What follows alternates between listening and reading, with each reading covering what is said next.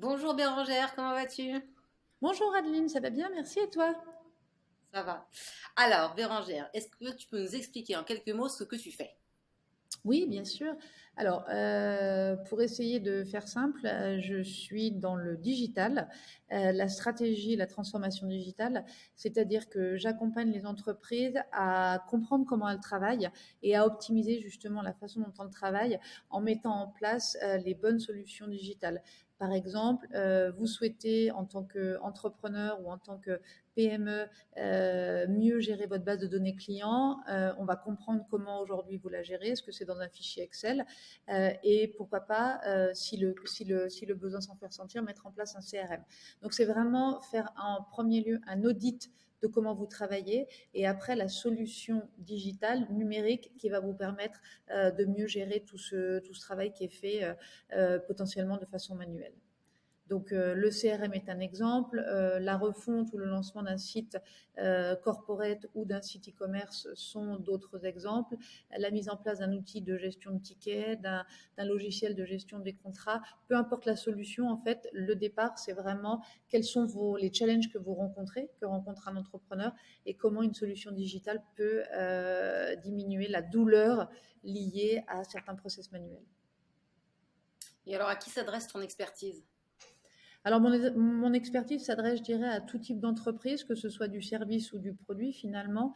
À partir du moment où une entreprise ressent qu'il y a beaucoup de travail manuel, encore une fois, qui est fait, qu'il y a une gestion de fichiers Excel qui n'est pas efficace, qu'elle soit en phase de lancement, et que cette entreprise souhaite, dès le démarrage de son activité, structurer les choses, c'est bien de se poser la question. Que ce soit une entreprise qui soit en forte période de croissance et qui a jusqu'à présent finalement géré la croissance et n'a pas mis en place les bons process, ça peut également être, mon expertise peut également leur apporter de la valeur. Une entreprise en termes de, je dirais en termes de nombre de salariés, à partir du moment où il y a quelques salariés, ça peut également prendre tout son sens. C'est pas tellement lié en fait au nombre de salariés, c'est lié à la maturité de l'entreprise, à sa volonté de changer et à la façon dont elle travaille. Donc, en termes de taille, je dirais de quelques salariés à 200 ou 300 personnes. Et puis après, en fonction du nombre de salariés, je dirais que c'est la durée du projet qui va varier, mais vraiment, mon expertise peut s'adresser en fait même à des micro-entreprises. Ok. Et qu'est-ce que tu apportes concrètement aux clients? Alors, ce que j'apporte et ce que j'ai à cœur d'apporter, c'est un conseil et c'est une approche sur mesure. Contrairement à certaines agences ou à d'autres entreprises, j'ai pas de solution de prédilection, j'ai pas de ressources à occuper sur justement ces technologies de prédilection. Mon approche, c'est vraiment voilà, quel est votre besoin? Donc il y a un temps qui est pris avec le chef d'entreprise pour comprendre en fait quel est le besoin. Donc c'est vraiment s'asseoir en fait avec mes clients et vraiment comprendre en profondeur ce dont ils ont besoin pour après leur proposer la solution qui est vraiment adaptée à leurs besoins. Donc je dirais ce que j'apporte, alors au-delà d'une expertise accumulée sur les 20 dernières années dans le digital, c'est vraiment cette approche 100% sur mesure. Et puis après, c'est évidemment ma connaissance de tout le spectre digital, oui, accumulé en France et puis dans d'autres pays, puisque j'ai également travaillé en Italie, au Canada et qu'aujourd'hui, j'habite à Dubaï. Ok. Et alors pour qui as-tu travaillé auparavant? Pour qui j'ai travaillé? Alors j'ai travaillé pour des entreprises dans différents secteurs d'activité. Encore une fois, comme je disais tout à l'heure, que ce soit dans le service ou que ce soit dans le produit.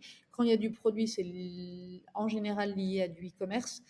Donc en fait, on a tout le spectre de construire le parcours utilisateur jusqu'à la phase de livraison, la phase de paiement, donc des projets qui sont en général un petit peu plus complexes.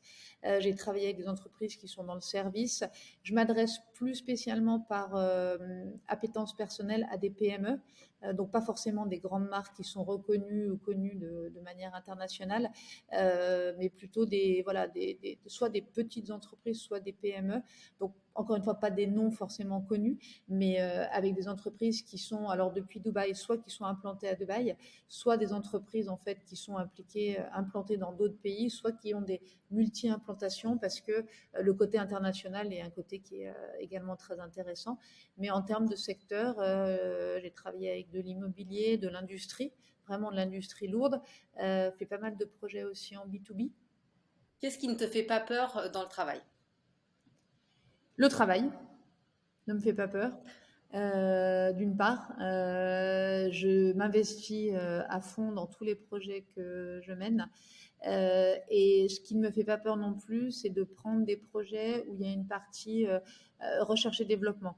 Alors, la recherche et développement, j'entends pas forcément la recherche et développement d'un point de vue technologique, mais que cette recherche et développement, cette innovation que je dois aller chercher, soit aussi liée au métier de mon client, l'industrie dans laquelle il intervient. On n'est pas forcément en tant que consultant familier de l'industrie dans laquelle sont nos clients, mais cette recherche et développement doit se faire sur la compréhension de son métier, la compréhension du secteur de manière générale.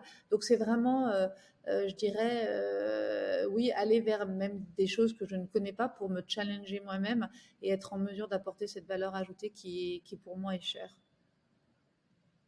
Et enfin, pour terminer, est-ce que tu aurais un conseil? Alors, j'ai pas la prétention de donner quoi que ce soit comme conseil. Si je peux juste dire quelque chose, c'est surtout n'attendez pas X années d'expérience ou X années d'existence pour votre entreprise ou X salariés pour vous poser la question de la stratégie digitale ou de la transformation. Ce sont bien des éléments, à mon avis, qui sont à prendre en amont justement pour structurer votre démarche et vous aider à vous développer. Donc c'est ça.